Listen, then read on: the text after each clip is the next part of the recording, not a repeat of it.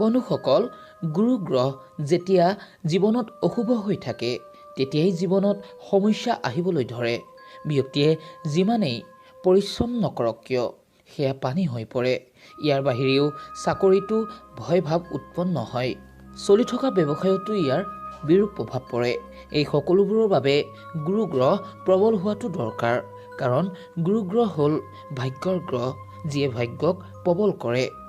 গতিকে ব্যক্তিৰ জীৱনত গুৰু গ্ৰহ দুৰ্বল হ'লে ব্যক্তিৰ জীৱনত ধন টকা পইচা আৰ্থিক সমস্যাই দেখা দি থাকে। গতিকে এনে ক্ষেত্ৰত কি কৰা উচিত জানো আহক এই ভিডিঅ'টিত।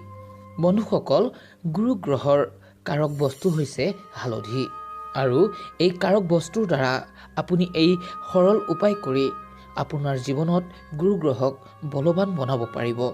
সেয়েহে জানো আহক এই উপায়টি আপুনি কিভাৱে কৰিব।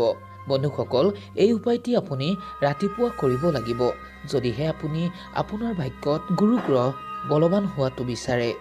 ইয়াৰ বাবে আপুনি শোৱাৰ বিচনাৰ তলত এই হালধি ৰাখিব লাগিব। কিন্তু এনেই নহয়, ইয়াৰ কিছু বিধি আছে, তাক আপুনি বুজি লোৱা উচিত। ইয়াৰ বাবে আপুনি এটা গোটা হালধিৰ গাঁঠি ল'ব।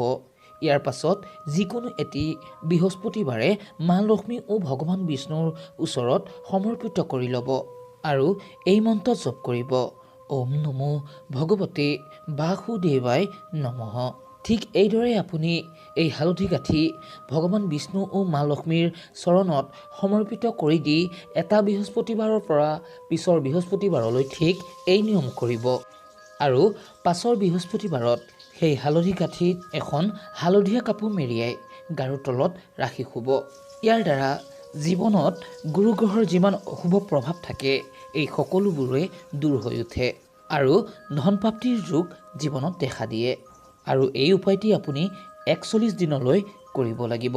ইয়াৰ পাছত সেই হালধি আপুনি কোনো বোৱতী নৈত নাইবা আহঁত বৃক্ষৰ তলত থৈ আহিব পাৰে।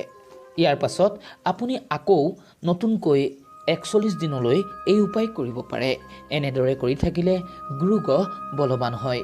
সেয়ে বন্ধু বান্ধৱীসকল, যদিহে ভিডিঅ'টি ভাল পালে তেন্তে তলত কমেণ্টত শুদ্ধ মনে লিখিব, ওম নমো ভগৱতে বাসুদেৱায় নমঃ।